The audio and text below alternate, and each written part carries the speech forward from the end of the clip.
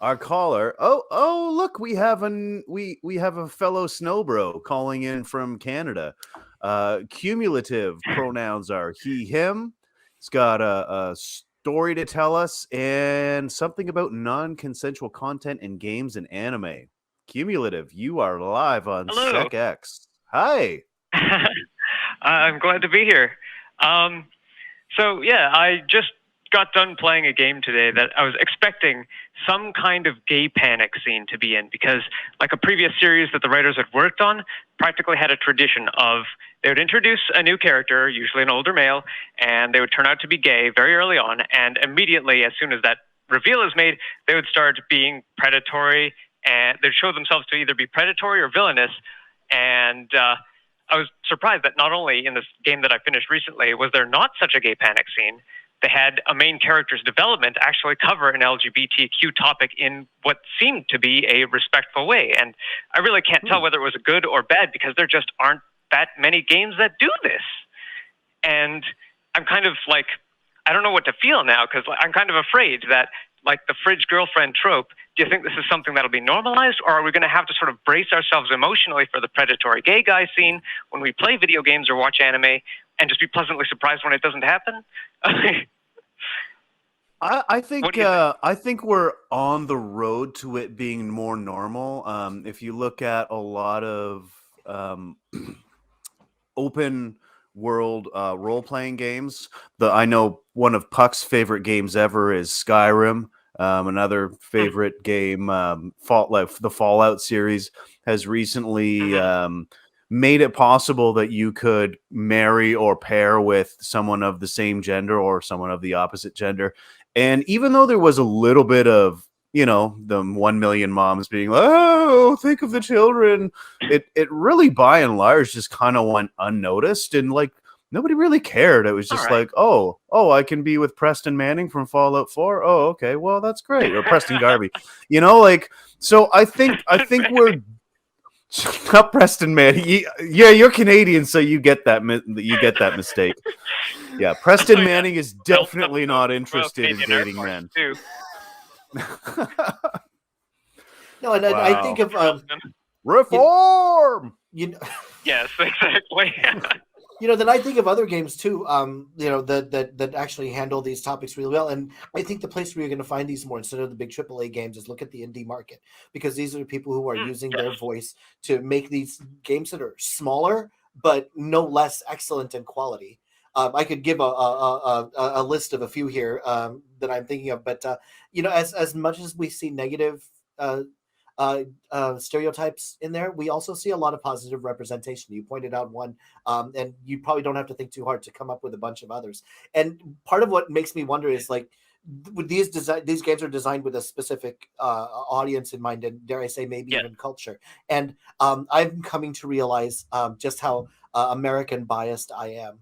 I'm failing to realize, like, Phoebe says a word like Bristol and I have no idea what that means, or Brighton.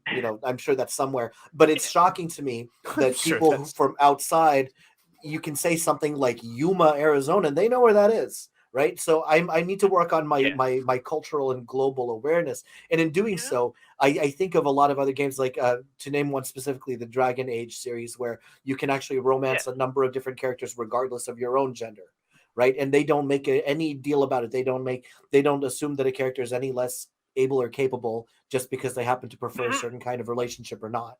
It's Yeah. there, but they don't make a deal about it. Yeah, that actually reminds me of a kind of a side concern that I had about that same series, actually. I guess I might as well name them. The series that I played was called The Caligula Effect, and the series that the writers previously worked on is called Persona. And the Persona, like, it's a tradition for Persona. For if there's a gay guy, then he's a villain, and he's probably going to try and drag you off to a fade to black, screaming, kicking, and screaming. And that didn't happen in the Caligula Effect games. And those both kind of draw from a parent series called Shin Megami Tensei. And when you talked about like how familiar people are with American stuff, it kind of like I played a lot of SMT, and it kind of bothered me after my third SMT game it sort of depended on its players to be familiar with Japan, to know what a Roppongi is and what an Ikebukuro is, and how to get from one to the other without a map of Japan in front of you. I That don't all know what went any over of my those head. words Navigate mean. that Yeah. game. Yeah. Phoebe, what do you have to say about this? As I say, the very first game that I was introduced to, which had some form of relationships in it, was Grand Theft Auto 4, which also had the infamous hot coffee mod in it, which I Yes. don't know if you remember. That was where you could simulate sex. And when it was revealed, some of the games were upgraded from mature to adults only. And I say we have dramatically moved on from the days of Grand Theft Auto 4, where all of the relationships were heterosexual relationships, where the male character was having relationships with female characters, and we are now seeing a greater level of diversity in the games. As you've described, you're no longer seeing the gay panic scene, and I think that as society has moved on, the computer and video game industry is moving on as well. And this is seen I hope so, yes. when you have the lawsuit about the quote-unquote bro culture that was at a certain game developer being called out as no longer acceptable. And I think that culture is moving the video game industry as society moves. It's got to move with it. And unfortunately for them, it might be that they are being seen as relics of the past, and they've got to start to evolve and adapt with the culture and the market at the end of the day. Because if you're seen as a relic and you're trying to operate in a free market and you're holding on to these stereotypes that the market doesn't want, the market's going to eat you alive and you're not going to be around for much longer. Yeah. Brilliant. For the people who are stuck in, for the devs out there who are stuck, entertainers and game devs and such who are stuck in the past there, I get, like, just from the perspective of a consumer, I get the impression that these people are scared that if they let more LGBTQ people or women or non-straight men into their development workplace, into their dev cycle, then the straight men won't be allowed to write, like, horny content, for instance. But, like, something that comes right to mind, like, right away is the Xenoblade series, because they put out a statement a while ago saying that their workforce is something like 25% women, and they've hired people from the porn industry even, and the games they have horny content. I would say they seem even more horny knowing this, that, like, not just men approved of the horny content in the game, you know? There's no fear to worry about the horny content ever, like, hitting a stopping point, okay? Because for every game with good representation and good storytelling like Celeste, there's going to be another one like Honey Pop, okay? Yeah. You know, so there's no danger. There's always going to be content for people who are looking for that kind of content. And I think the place we're going to go, like I said, is not the big names yet. Because the bigger companies will take time for their cultures to change. But I think it's with the independents, with games that it's all about telling a story and it's all about being very character based. The other one that's coming to mind right now is Life is Strange. So they're out there and they're starting to become much more and more prominent. And I think over the next 10 years, you're going to see these, you see these in the news stories. Again, not to turn this into a nonprofits episode, but you hear stories about certain companies that are starting to realize this is a very toxic culture that we have within our organization and we need to take meaningful steps to change it. As that's happening, you're going to see it happen in the games too. I appreciate you bringing this up because it's like one of those places since video games are, ever since a shutdown for a couple of years ago, video games are taking off, right? The video games are almost on par with movies as far as how much people spend on it for their entertainment. And these issues are going to start to become not like just for a niche group of people who happen to really like video games, but something that's going to affect a lot of people in the long run. Yeah, the general public's gonna notice this stuff. Yes, they are. Yeah, absolutely. And I'm glad you're on top of it and bringing it up. So thank you very much. Before we let you go, I do want to point out. As I learned from.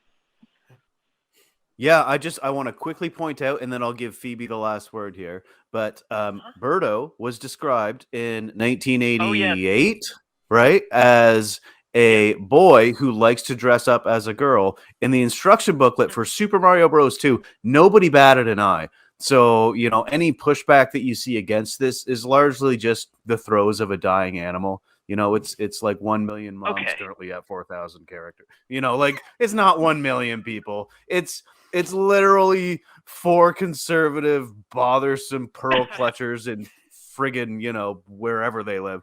Like it's I think we are moving in the right direction when it comes to that. But Phoebe, what did you have to say? All right. I know you. So, I would say that the increasing of diversity of relationships and sexual expression and LGBT expression is not a threat to the more traditional heterosexual male culture being in video games. It's not going to be under threat from these. It's still going to be there because a large market is still going to enjoy that. It's not like we're saying eliminate all of this, that, and the other, and the Mary Whitehouses of these world and Auntie BBC coming along and saying let's have it in a very much sterilized way. It's not going to eliminate the culture of the heterosexual male having a heterosexual relationship just because you've all of a sudden got a homosexual relationship or someone is identifying as a bisexual character. It's not going to disappear because there's still a market for it out there, and the video games are still going to want to have that market buying its games. Yeah, devs want to sell games, so absolutely. But Cumulative, we do have one more caller that we want to get to, but I want to give you the final word if you have anything to say in conclusion. I guess if any Persona fans out there want to try a new game that's more LGBTQ positive, then I can wholeheartedly recommend the Caligula Effect too. Nice. Well, I am, as you may know, quite the gamer. So Caligula Effect 2. You're in the Atheist Community of Discord too, aren't you? Yes. Yes. Nice. Well, if I forget, I might hit you up for the name of that game again. But thank you very much for calling. You have a great night, okay? Thank you for having me on. Look forward to our next call. Cool.